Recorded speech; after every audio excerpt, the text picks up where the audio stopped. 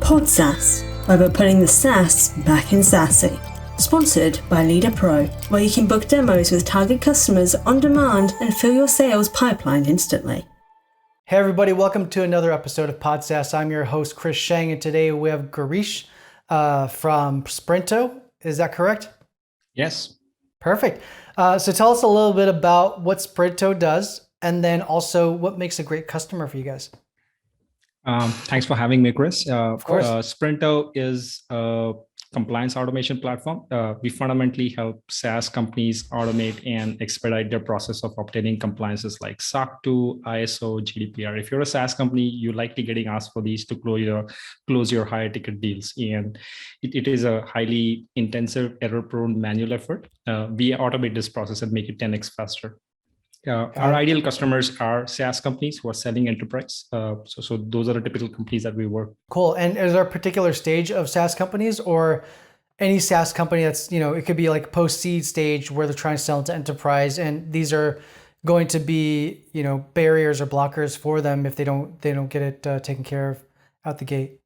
Yeah, that's a great question. So, funnily, I had presumed that those are going to be our customers, but based on we've been in the business for about a year, and we've worked with companies who are just handful of employees, pre-seed to thousands of employees, is a large company. So we work right across the spectrum. Okay. I guess it's a little early for us to spell out a sweet spot, but yeah, as of now, any SaaS company who needs compliances, we're happy to work with them. Got it. Cool. Awesome. So I love to do what we call a series of rapid fire questions. It's allowing us to get to know you as an entrepreneur, as a founder, a little bit better on a more personal level. There's nothing too crazy. So if you're ready to kick things off, we can get things started. Yeah, good to start. Awesome. First question is pretty straightforward. Do you have a favorite entrepreneur and or startup story? My favorite entrepreneur is Elon Musk. My favorite startup story is of this company called Segment.com. It's another SaaS company. I really like their story. They started out being a classroom lecture tool and then an analytics tool, and then they just exploded out of a small JavaScript library. It's a very fascinating story. Interesting. And then with Elon Musk, for example, is there a particular facet of his story that you gravitate towards? The fact that he's working on I think basically three cutting edge technologies simultaneously is something that's absolutely fascinating for me. I do not understand how to get to that kind of productivity. So to me, it's something that I admire. That's the most important aspect of that. Got it. As a kid, 8, 9, 10 years old, do you remember what you wanted to be? Yeah, I actually wanted to be a sports commentator. I thought this is the best job in the world. You get to watch sports and you're going to make money out of it. Got it. Any particular sports that you followed as a kid? Yeah, so I was born and brought up in India, so cricket is a big sport here, and so that's the sport I was hoping to be a commentator for. Got it. Cool. Next question is what's your most painful experience? And it can be professional or personal. And a little bit of context around it is that, at least for me, I feel like most of my exponential growth that I've gone through, either again personally or professionally, has stemmed from being in super uncomfortable situations and then problem solving your way out. Has there been any situation like that where you reflect back on them now, where obviously going through it at the time was super hard, but has been maybe character defining for you? Yeah, I think the thing that comes to mind is, so this is my second startup, what I'm doing at Sprinto. The first startup was pretty hard. We were naive founders at the time. I remember that I and my co-founder had about a year's savings kept aside, and 18 months into the whole thing, we had nothing to show for it. And I think I was pretty much broke. And that's putting it mildly. I didn't have money for food and rent. I had to borrow some money from my brother. Those were pretty hard times. So I think that's probably where I was at my nadir, professionally speaking. The fact that we sort of came out of it somehow was something good to know. Yeah, for sure. And I think that's actually pretty common tale, but not often talked about, right? And it's how do you navigate the personal hardships of that financial sacrifice that you're making as a founder? Because most of the times out the gate, you're not paying yourself a salary, right? And you're bootstrapping a business until you get to some semblance of market fit or an understanding of what the market needs before you can actually raise any capital. And but I will dive into that in a little bit later. Next question kind of relates back to that painful experience, right? So you mentioned being 8 months in, not having much to show for it, but obviously you are at where you are at now with your second startup. And from what I understand, you sold and exited from the other one previously. So what motivated you in that dark time of like, maybe feeling like all hope is somewhat lost? What is keeping you going? What's pushing you in that 25th hour? That's a great question. I guess I don't know. Like, hindsight is, it's a little hard for me to imagine what was going through my head. But I think if it's one thing, it's that I don't like to have regrets. And I want to know that I did everything that's possible, everything that's within my power to do something that I wanted. And that's typically something that keeps me going when I'm in these situations of this sort. So maybe it was that. It's hard to say. Got it. Okay. And I guess like in those, again, stressful times, is there anything particularly that you go to personally to decompress? Yeah, I take long walks. Typically when yeah. Awesome. Yeah, usually it's like, I would say a lot of the common responses have been like meditation or some kind of fitness or something along those lines. Walks are great too. As a founder, and particularly probably with your first startup too, I'm sure you've picked up a lot of different skill sets that you probably never imagined, in your professional experience prior. Has there been any one that you've picked up that you've had a strong emotional disposition towards one way or another, either loved or hated, that you were surprised that you picked up, but also surprised about the emotional disposition that you had towards it? Yeah. So, my previous company was completely bootstrapped. And among other things, what that usually means is that the founders end up doing pretty much everything that a company needs, that a SaaS company needs. So, at the beginning, it was programming. And then, I had to do a few things around engineering management, and then design, and then product management, and at some point sales and marketing. And then I've sort of dabbled with each one of these. The one thing that I did not know that I had a knack for was basically product. And I really enjoyed working on product, and it helped that I could program as well. So, it sort of helps to have this combination of thing where you could envision something that you want to bring in life, but you also have it within you to actually to bring it to life as well. And that the fact that it was extremely liberating and empowering feeling for me. I think I got addicted to it. I still am. Yeah. Yeah, I agree with that. I feel like once you realize, I think that's something where it's like, it's almost like unlocking the matrix to a certain degree for, I think, a lot of people. Like a majority of the population doesn't necessarily know that what they think or what they can imagine could actually be built, when a lot of the times it actually can. And so, it's really just interesting that once you kind of put those two things together, it's essentially the world is limitless to a certain degree. Cool. The next question is a little bit more personal, but do you have a bucket list? And if so, what is one of the more ambitious items on that bucket list? I don't really have a bucket list. Okay. So I'll have to think from scratch on this one. If I were to make one right now, I guess one of the items in that would be to be in space. Oh, really? Yeah. Interesting. What propels you to want to be in space? Like what emotional connection do you have to that? I'm not really sure. I think I have this fascination to look at Earth from outside. We spend our entire lives out here, and it looks like you're inside it. And I think it'll be. I don't know how to describe that feeling, since I haven't had it yet. But I think it will be really, really mind opening if I could see Earth from afar. And I've seen it in photographs, but to sort of be able to do that in person would be something else, I feel. Yeah, I feel like that's something like it would be a very humbling experience, right? Like, yeah.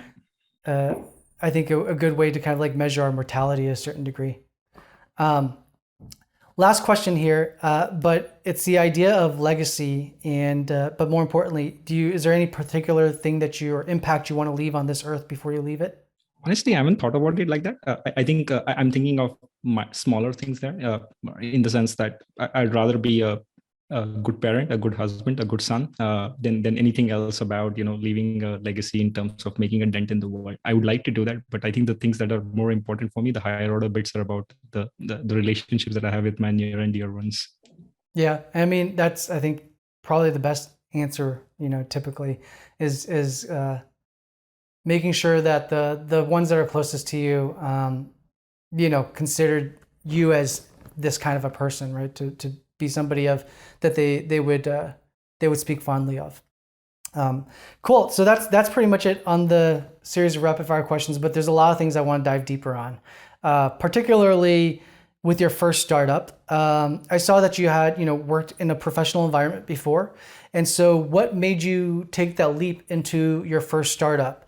I saw on your LinkedIn, you had this period of like dabbling in different ideas and experiments in the recruiter space. So what were you doing there? And then what made you take that risk to ultimately like start the business, going through the logistics and the operational side of things, right? Even before you actually build the product, but like what made you, push you into that direction? So I think the most honest answer is I didn't know what I was getting into, to be perfectly honest. So I and my co-founder were very naive.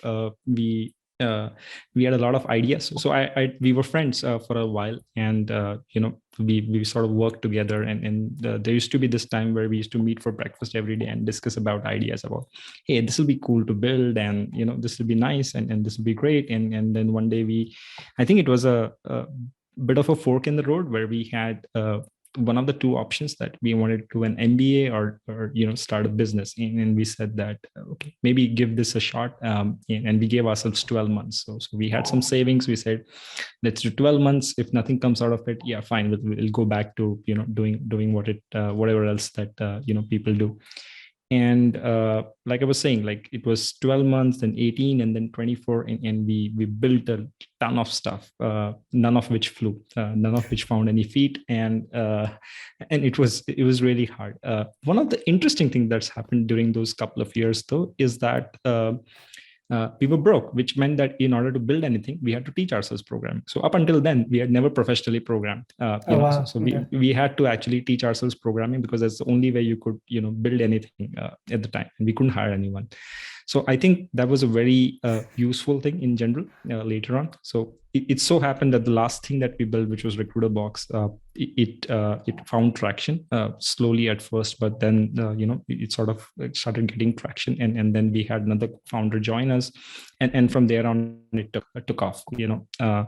But those early 2 to 3 years were extremely instrumental in how we built that business. It shaped us. I think personally in one way or the other, but those early germinating years were extremely, in hindsight, fun. At the time, very hard. Yeah, no, I agree 1,000%. I mean, I've kind of been in those shoes before too, where you are, you don't know if you're going to be able to buy groceries the next day, kind of thing. Like, and it sucks, but I would say those are my most formidable years, and I feel like, and maybe you could speak to this too, but I think there's a lot of character building in those moments, and I think that when you are put into a position where it's like, hey, we need to figure this out, or we can't eat. Those are when your most creative, like problem solving skills tend to kick in. And not a lot of people are willing to put themselves in that situation.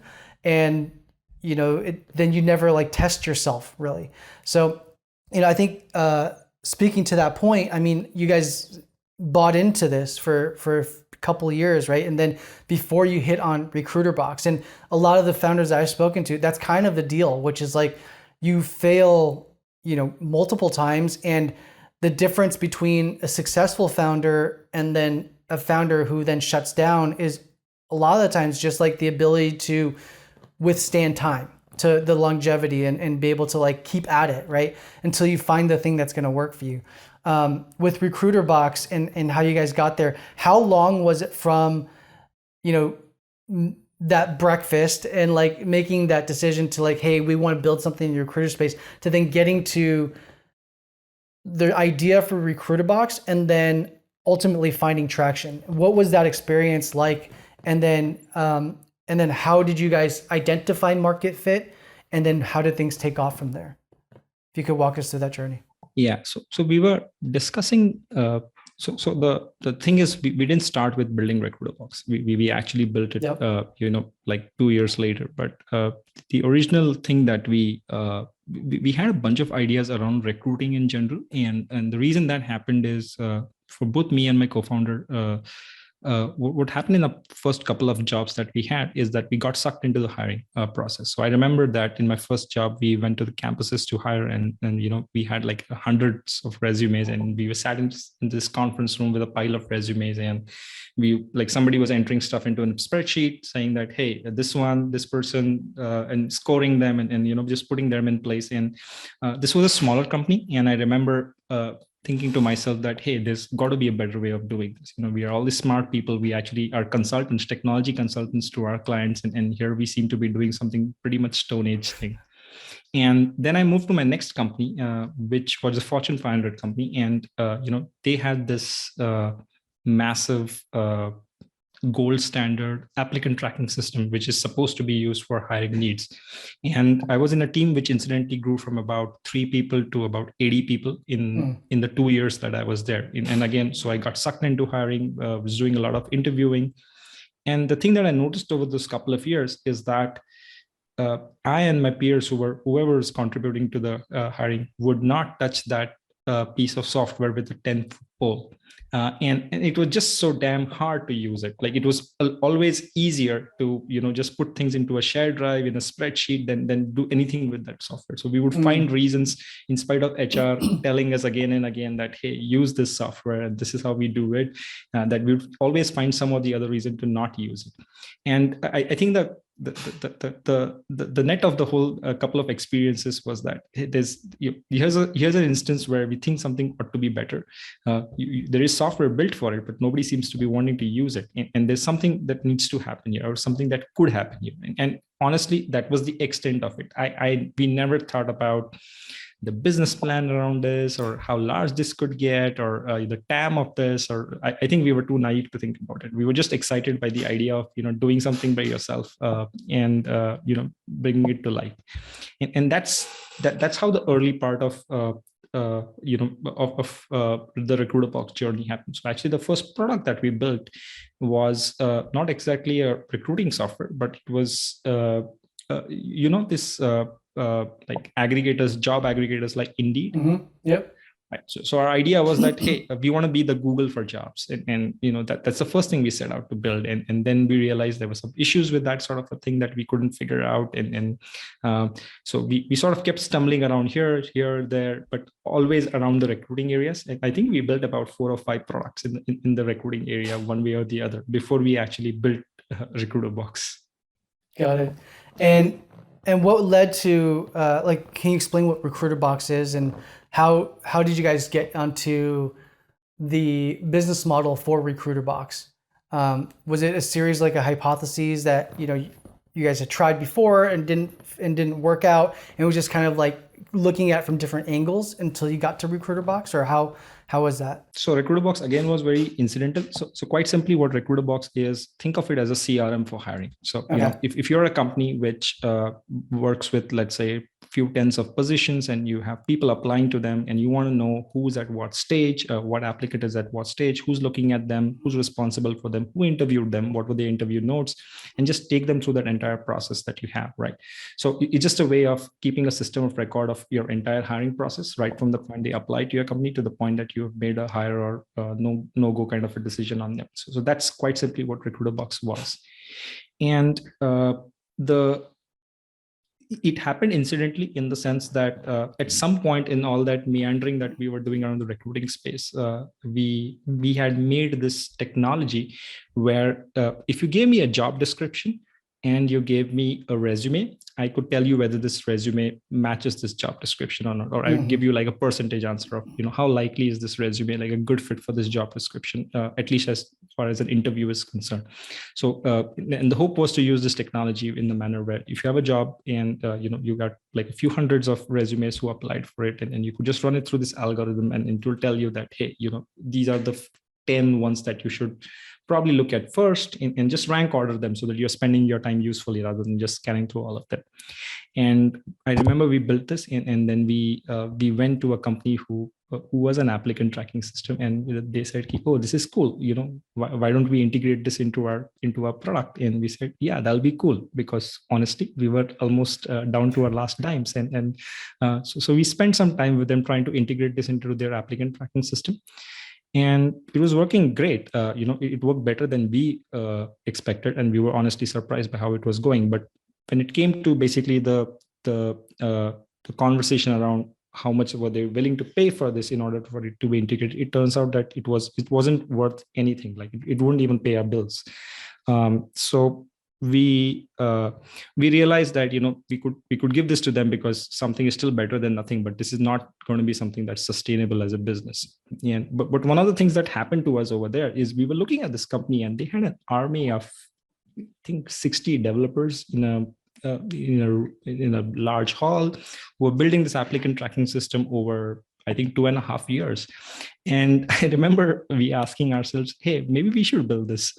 And it doesn't have to be as complex and hard. And, because remember, we had this experience at our previous employers, and maybe this is like a easy enough product or a useful enough product to build. So that's how we built the first version of Recruiterbox. It was literally built in 2 weeks, honestly, because we were just frustrated as to why, and just use the same technology that we were trying to sell to them, to just plug it inside of this instead, and just give it a shot, and like throw like a last hurrah into the mix and see what happens. And it actually turned out like a few weeks later we had a customer for it. And for someone like us who've been slogging it for more than 2.5 years by now and haven't had a customer ever, this was great. So then we found a few more customers, and then from there on it sort of we didn't really have a notion of who exactly our customer was, but that sort of kept getting a little bit fine-tuned as we were going along. So what we realized is that the place where Recruiterbox made the most sense was a set of companies where hiring was sort of done as a part-time job, which meant that the company didn't have dedicated hiring resources. And typically the hiring manager is like a VP Eng or a CTO who's trying to hire for his team, but that's not his 9-to-5 job. Like he wants to write code. So he wants to spend about half an hour a day looking at this, making sure everything is all right, and then go back to his job. So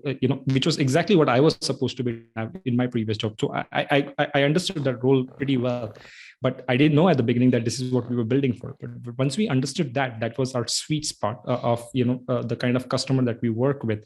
These are typically SMBs who don't have dedicated hiring teams, and that's where it works best. Then it was easy to sort of understand what your marketing ought to be, what your sales ought to be like, what your product ought to be like, and everything downstream. Mm-hmm. And then how quickly from those first handful of customers before you guys really kind of found your momentum? Right. So 2011 is when we first started working on Recruiterbox. I think by the end of that year, early 2011 was when we started. I think by the end of that year, we had about a little less than 100 customers. Wow. So that's what was happening during the first year. I'm sort of hazy on what happened in between, but by the time we exited the company in 2017, we had almost 3,000 customers. We were adding 100 new customers every month. We were that was a scale of business. So basically, we were having about 3,000 new signups on our website every month. We were converting about 1,000 new customers every month, and that's basically the scale. And somewhere in between, this was pretty much like I wouldn't say it was at any point an exponential growth. It was basically linearly and steadily growing from there to there. Got it. Okay. So 100 customers, or just under 100 customers in 2011, 2017, 3,000. Yeah. That's what we're looking at. Wow. Okay. So over like a 6-year period. And so like by 2017, how many people were working at the company? Did you guys raise any funds? No. So we were bootstrapped all throughout. And wow. We had I think we were about 50 people spread across US and India. But yeah, that was the strength of the company. Wow. Good for you guys. And then you ended up selling that company, correct? Is that in 2017? Yeah. So the process happened in the end of 2017. By the time we left the company, it was mid 2018. Okay. And how did that decision come about, as well as like the opportunity come about? So one of the things that we all as founders wanted to do is the change the industry that we were working in. And while Recruiterbox was working great and it was a great cash cow by now, like we could just retire with that money and we would never have to work again, because it was honestly running on autopilot by then.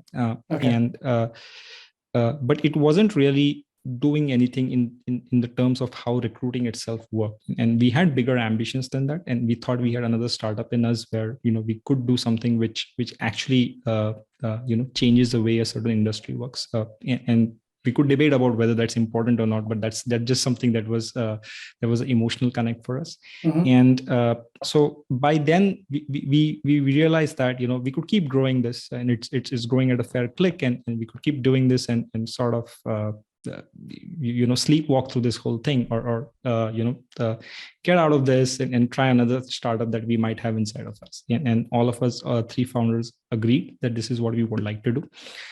There had been someone who had been trying to reach out to us for a bit. They have been tracking us for about a couple of years or more. So until then, we never really took them very seriously. This time we just took the conversation forward, and that just worked out. So that's really how it worked out. So there was a private equity firm who incidentally wanted to build like a suite of HR software, and they already had a performance management software, they had an onboarding software, and we looked like a piece of the jigsaw puzzle that they could fit in there.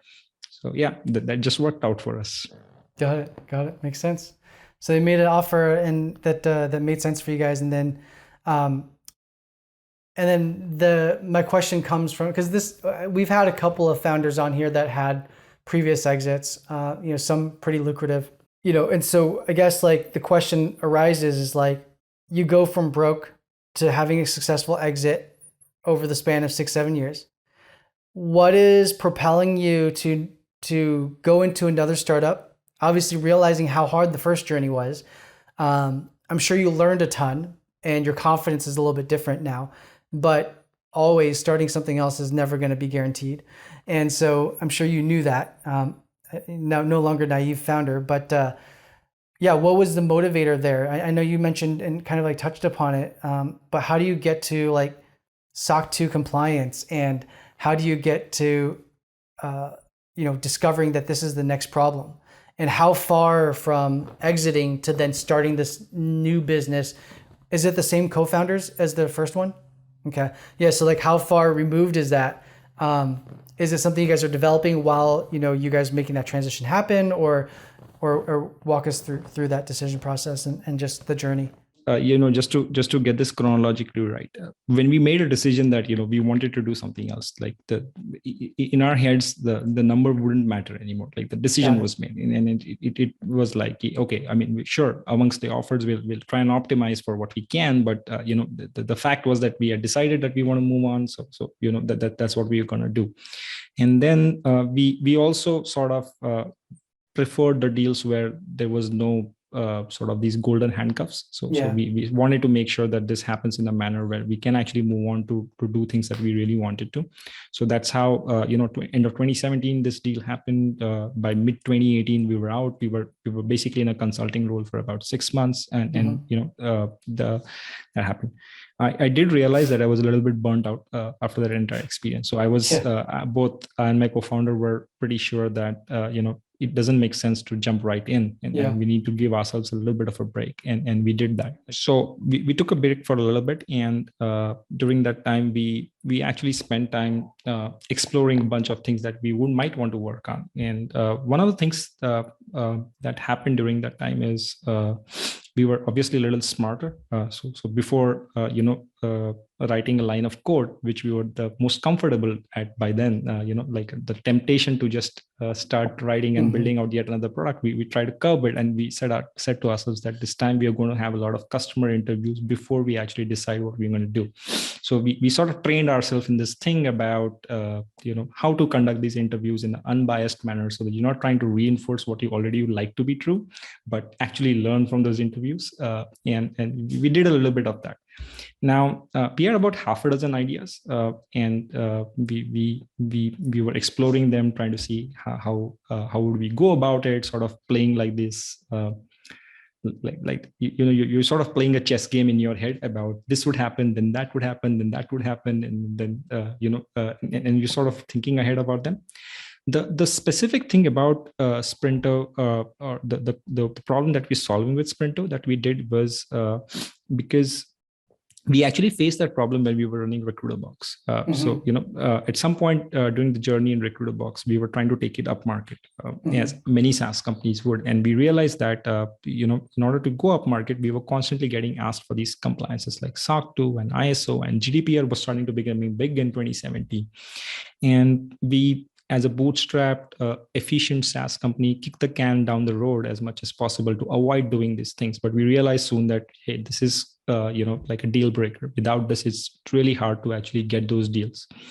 So we bit the bullet and we said, okay, let's try and become SOC 2 compliant. And we hired an information security consultant to help us with this process. And that process wasn't pleasant at all. So we learned that this whole thing is like a quagmire. It takes a ton of time, a ton of manual lift from engineers. And it just has a bunch of gotchas. So after playing with fire, burning our fingers with it, it sort of left a bad taste about what this process entails. And I like, these kind of boring and sexy problems, something that needs to happen manually. Everybody hates, but at the same time, it's extremely critical for you to grow your revenue. And, like that combination of high effort and like high pain and high value rarely happens. So, so that's what sort of attracted us to this problem space. And we told ourselves, among the five or six ideas that we're looking at, this is also the one where, we did a bunch of customer interviews. We found traction to the fact that, hey, okay, this is a problem. This is a real problem. And we said, okay, this is something worthwhile to go after. And this time around, we were second-time founders. It was easier for us to raise money from the get-go, which we did. But one of the things I remember we told our investors is that, hey, look, I'm convinced this is a high-value problem. What I'm not convinced about is whether this can be truly productized, like whether there'll be like a services component to this at the end of the day. And I do not want to run a services business. So what I'm going to spend the first 12 to 15 months is to figure out whether this can be truly automated or not. If the answer is no, I'm happy to return whatever money is left and move on to do better things myself, and you could do better things with your money. But if the answer is yes, there's a huge opportunity over here, and they like that outlook. So that's basically how we went about it. So the first 12 to 15 months of Sprinto was actually working with auditors, trying to figure out this thing which is completely new and different than what we had ever done before, and figuring out how to automate something that's just being done in a manual, error-prone, laborious way. And the good answer is, the good thing is that at the end of this thing, we were able to automate it, and so we were happy about that, and we started acquiring customers about about 15 months into the whole process. So that's roughly how the early stages of Sprinto went. Got it. And how long ago did you start the company? So we started the company in early 2020. Okay. How long did you guys take a break to develop the new idea from, like, you mentioned you're burnt out for a little bit. Did you guys did you do anything for like 18 months? Yeah. Okay. So you guys took like a year and a half break between the two. Okay. Did you do anything personally for yourself in between that time to kind of like reset? No, not really. Like I try to keep it low pressure, of course, during that time. One of the things that we did that I think was useful is we actually worked with a VC firm for a bit, just to sort of get exposure to the other kind of startups and ideas that were happening. And, like from our perspective, we were bringing something onto the table with operational experience in running a SaaS company. So it could help them evaluate SaaS companies that they wanted to invest in. And from our perspective, it just gave me, as a SaaS founder, you typically put your blinders on and you just go looking here. You don't look left and right. And I think that helped me sort of get some exposure to a wide range of companies very quickly. And that's one of the things that we did during during that intervening period, and that really helped me, at least talk to a bunch of other founders, understand the way they're going about it, why they chose that way, what else did they consider before choosing that way, etc. So it was very. I personally really enjoyed that period. Yeah, makes sense. I mean, that's what I gain. That's what I gain off of this, right? So it's the same thing. I'm like crowdsourcing a bunch of like best practices from successful founders. Awesome. So you started Sprinto about 2.5 years ago. You said you spent about like 12 to 15 months of that 2.5 years really kind of like understanding the market. And then when did you guys launch with your product? And how long from product to then kind of like where's traction now? Right. So I would say launch is a very bad word for what we did, because what we literally did is we just put out a website, and we didn't really tell many people, because we were just trying to just, understand how we would, we had by then taken about a couple of customers through audits, and we sort of felt comfortable, doing this at a larger level. But that happened about 12 months ago. So we've been in business as a company that's acquiring business for only about 12 months or so. And we got completely swamped within the first 6 months or so. Like I remember we were only about 4 or 5 people about 12 months ago, and we just while we are always optimistic as founders that, hey, this thing is going to work, we were completely surprised by the amount of response that we got from the market, and we were unprepared for it. And then began like this whole period where I and my co-founder, the only thing we were doing is basically hiring. There's nothing else that we were doing. So we were just sort of bending over backward to just add internal capacity to just meet the demand that was coming through the doors. And so in the last 12 months, just to sort of do like a highlight reel, we grew from about 4 or 5 people to we are 60 people today. We went from like 0 to we have hundreds of customers today. And we sort of we just ramped up very rapidly between the intervening period. And just about 4 months ago, we raised our Series A with investors like Axel and Elevation Partners. So the whole thing has been a blur, honestly.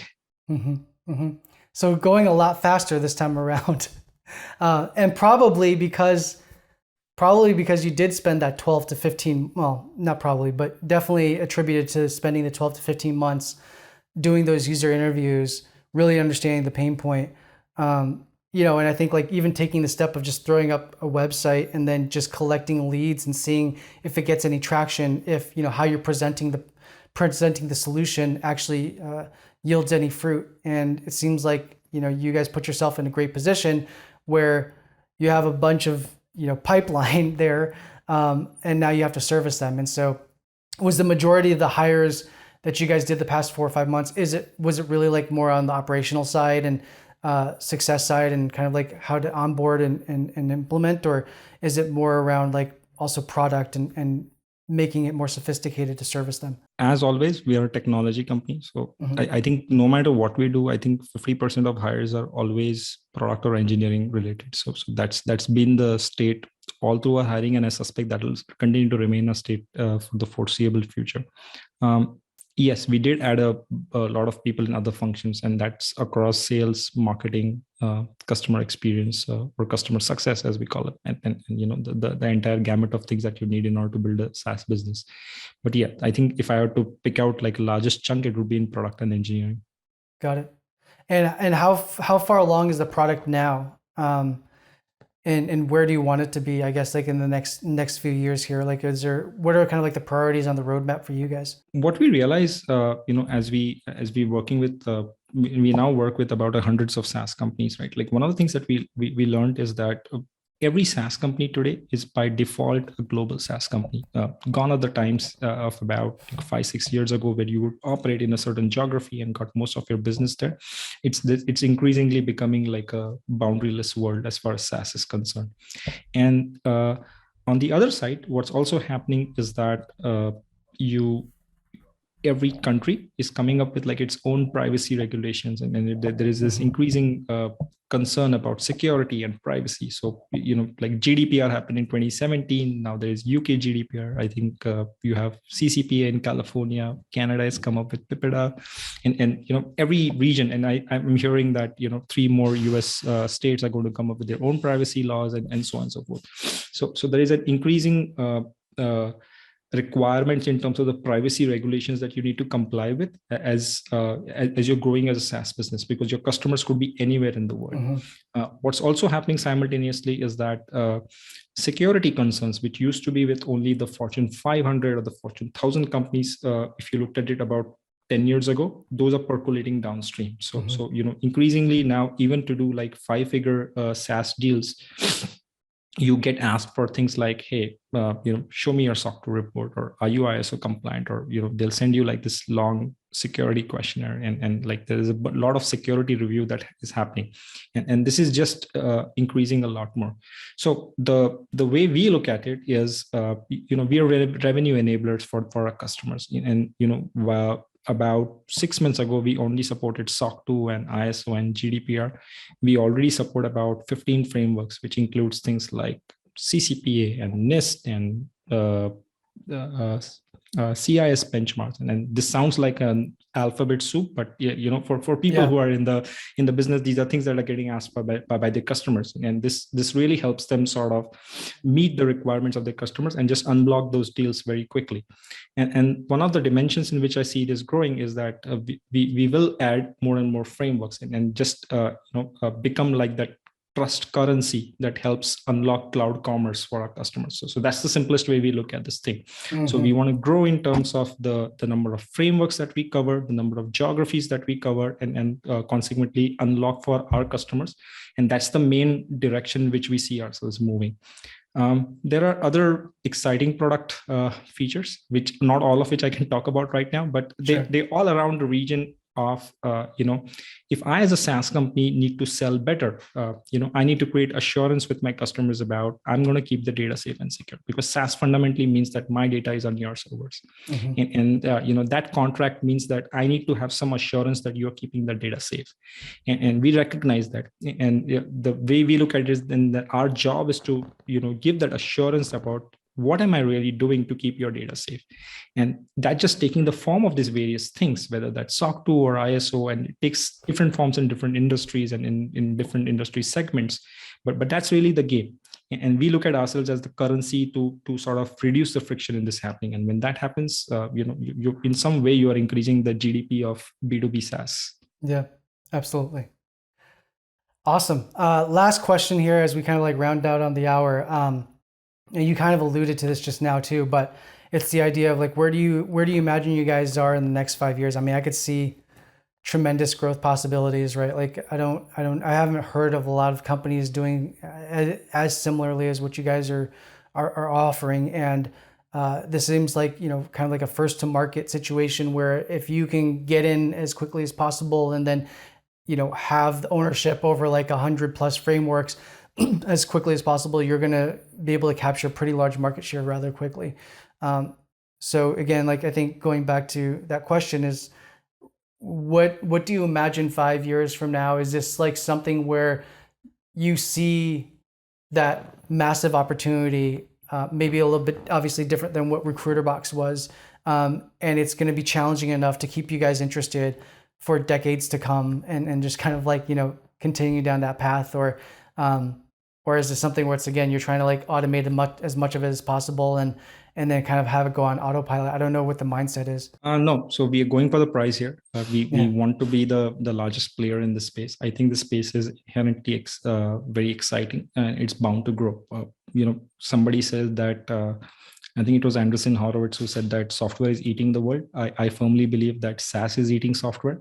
And, if you are somebody who actually enables SaaS itself to grow, then you're sort of, have like a shovels and access strategy to the entire gold rush thing. So I look at ourselves in that way. That way, I think this is an extremely massive space. It's going to evolve in the next 5 years or so, and we all geared up for it. So just fingers crossed. Yeah, awesome. I mean, yeah, you're basically riding the wave of SaaS growth, right? So if you can go into any meeting and be like, hey, do you believe SaaS is gonna grow in the next decade? If so, we're gonna be growing along with it, and we're gonna be a part of that infrastructure. So, I mean, amazing success, amazing story, really inspirational and motivational. Considering where you were with Recruiterbox in those first 2-3 years, and just think, if you and your team had let that hardship override you, you wouldn't be here. You wouldn't be tackling this amazing and opportunity, let alone like large problem, which I think is it's a great story for others to hear too. So, anyways, thank you so much for your time. Really appreciate it. It's been great to talk to you. Chris, thanks for having me. I really enjoyed this. This has been utterly like one of the most engrossing conversations I've had. So thanks. Of course.